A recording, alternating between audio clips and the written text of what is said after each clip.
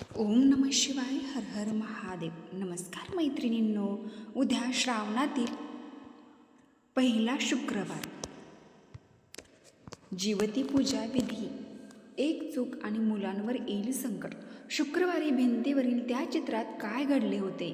जय जीवती माता. श्रावण महिना सुरू होताच महाराष्ट्रातील घरोघरी प्रत्येक आईला वेळ लागतात ते म्हणजे जीवती पूजेची. आपल्या बाळाला उदंड आयुष्य मिळावं, त्याला कोणताही आजार, वाईट नजर, बालरोग किंवा अपघातासारखे संकट या समस्या येऊ नये म्हणून श्रावणातील प्रत्येक शुक्रवारी जीवती देवीची पूजा करण्याची आपली शेकडो वर्षाची पवित्र परंपरा आहे.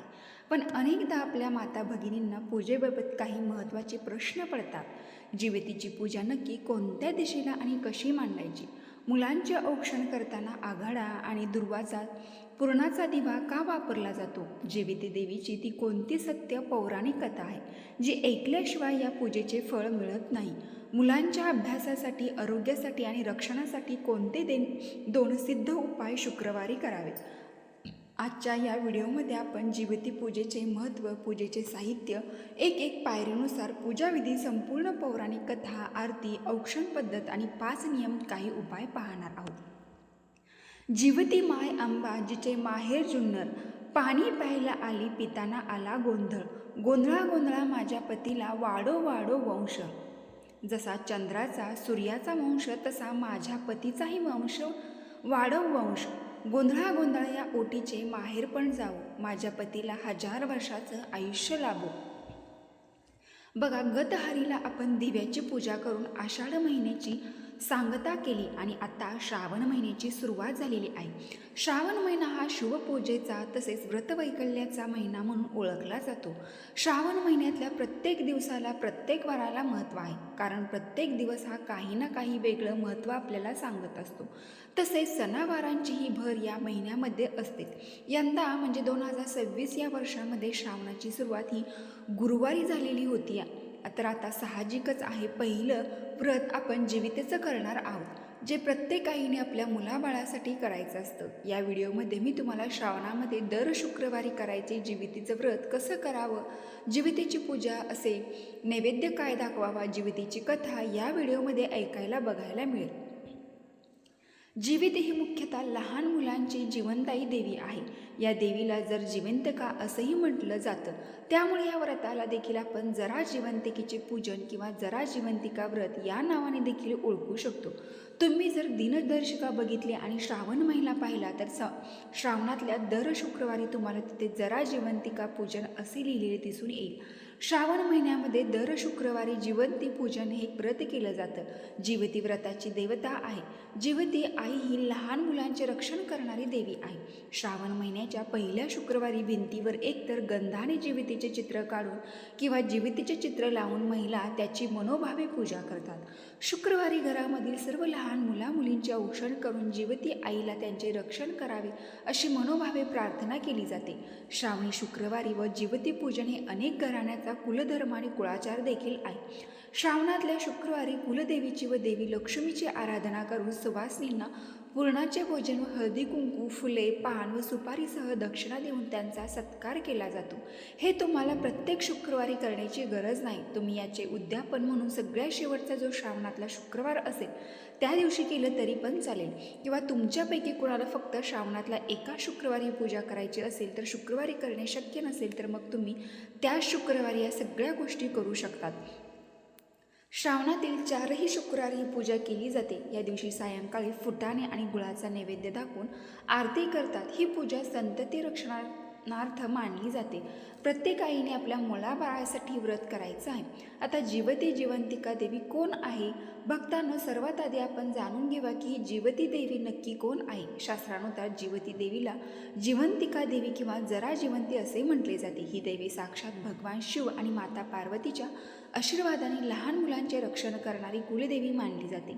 असे मानले जाते की लहान मुलांच्या भोवती असणारे बालरोग, दुष्ट रोग किंवा नकारात्मक ऊर्जा दूर करण्यासाठी करण्यासाठी जिवती देवी आईच्या भक्तांवर प्रसन्न होऊन बालकांच्या अवतीभोवती सुरक्षा कवच निर्माण करते. म्हणून श्रावणातील 4ही शुक्रवारी जिवती देवीची पूजा करणे प्रत्येक आईसाठी अत्यंत फलदायी मानले जाते.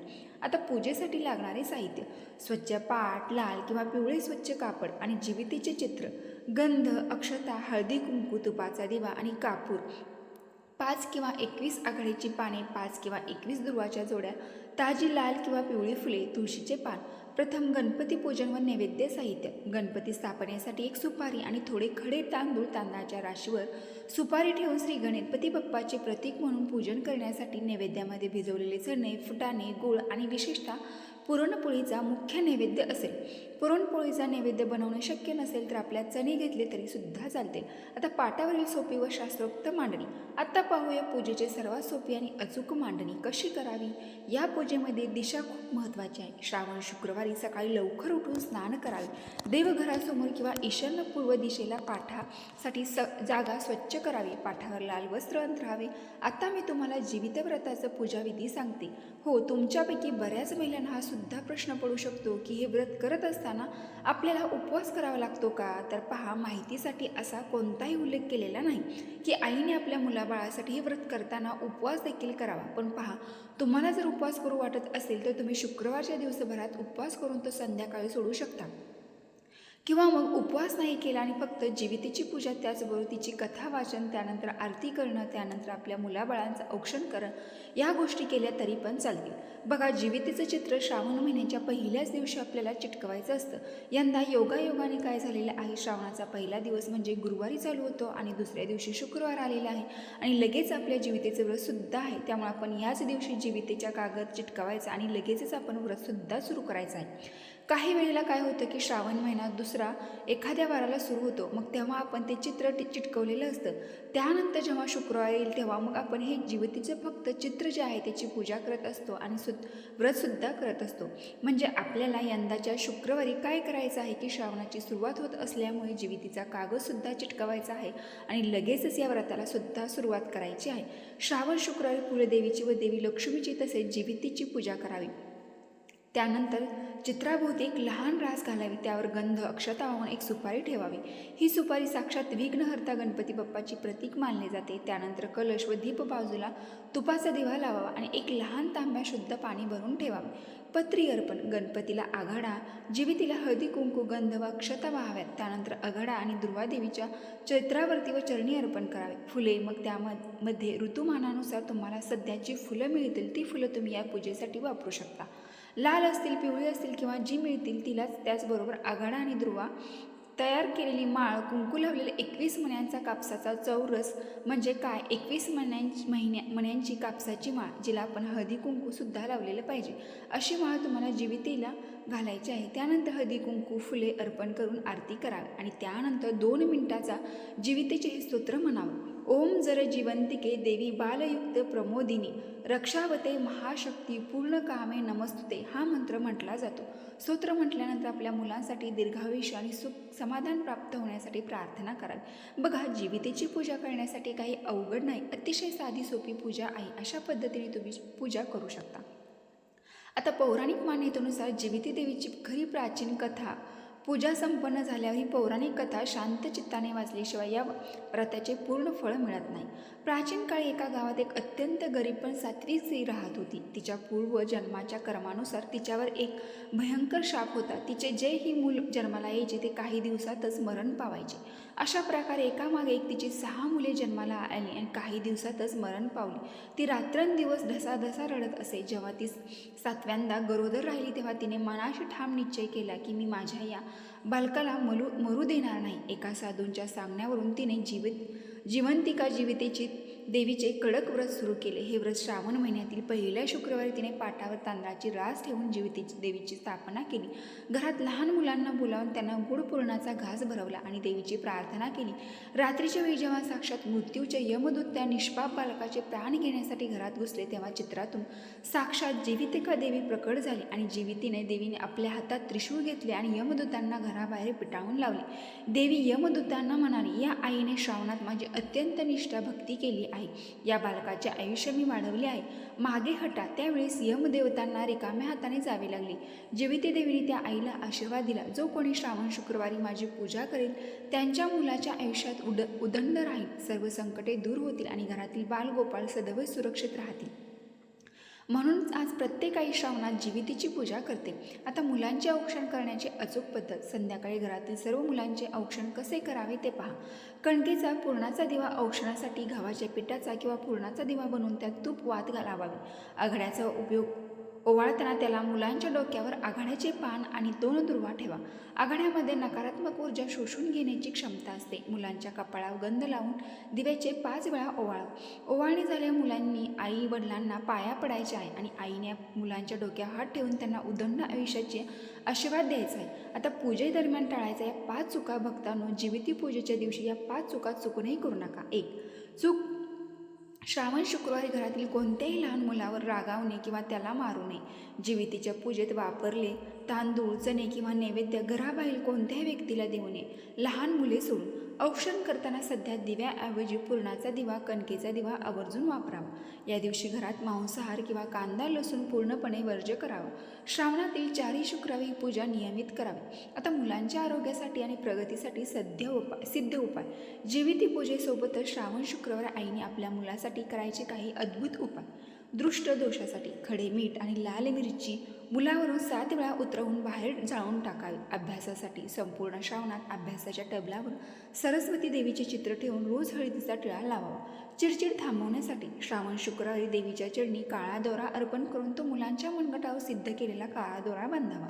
आजारपण टाळण्यासाठी पूजेतील आघाड्याची पानं मुलांच्या उशीखाली रात्री झोपताना ठेवावे. नजरेपासून रक्षणासाठी मुलांच्या पायाच्या तळव्याला आणि कानामागे काजळाचा टिळा लावावा. स्मरणशक्ती वाढवण्यासाठी श्रावण शुक्रवारी बालकांना 1 चमचा मध चाटवावा. नकारात्मकता दूर करण्यासाठी मुलांच्या खोलीत संध्याकाळी कापूर आणि लवंग पेटवून धूर करावा. उदंड आयुष्यासाठी देवीला अर्पण केलेला दुर्वा लाल कपड्यात बांधून मुलांच्या खोलीत टांगाव्यात. आळस घालवण्यासाठी स्नानाच्या पाण्यात चिमूटभर हळद आणि थोडेसे दूध मिसळून मुलांना स्नान तसेच चिमूटभर काळे तिळसुद्धा टाकावेत. 10. आनंदासाठी शेजारी लहान मुलांना गोड पुरणपोळी किंवा खीर खाऊ घालावी. कटकटी दूर करण्यासाठी मुख्य दारावर गुलाबाच्या अत्तर आणि हळदीचे लेपन शिंपडावे. समृद्धीसाठी जीविती देवीसमोर एक पिवळी कवडी ठेवून पूजेनंतर ती तिजोरीत ठेवावी. यशासाठी पूजेतील तांदळाचे 5 दाणे मुलांच्या दप्तरात ठेवावे. शांतीसाठी संध्याकाळी देवघरात तुपाचा 4 मुखी दिवा लावावा. वास्तुदोषासाठी मुख्य दाराबाहेर हळदीचे स्वस्तिक काढून त्यावर अक्षता वाहावे. मुलांची सुधारण्यासाठी महादेवाला पांढरे मूग आणि दूध अर्पण करावे. रागावर नियंत्रणासाठी मुलांच्या हाताने गाईला चारा किंवा गुळपोळी खायला द्यावी. संकटमुक्तीसाठी सकाळी 108 वेळा ओम जीवितिकाय नमः मंत्राचा जप करावा. आत्मविश्वासासाठी मुलांच्या कपाळावर अष्टगंधाचा टिळा लावावा. संस्कारासाठी औक्षण झाल्यावर मुलांनी आई वडिलांचे चरण स्पर्श करून आशीर्वाद घ्यावेत. लहान मुलं असतील तर तुम्ही त्या मुलांना सांगावे. आता ही माहितीपूर्ण व्हिडिओ तुम्हाला आवडली असेल तर नक्की आपल्या चॅनलला एक लाईक करून कमेंट बॉक्समध्ये तुमच्या कुलदेवीचे नाव लिहा आणि लाईकसुद्धा करा. धन्यवाद.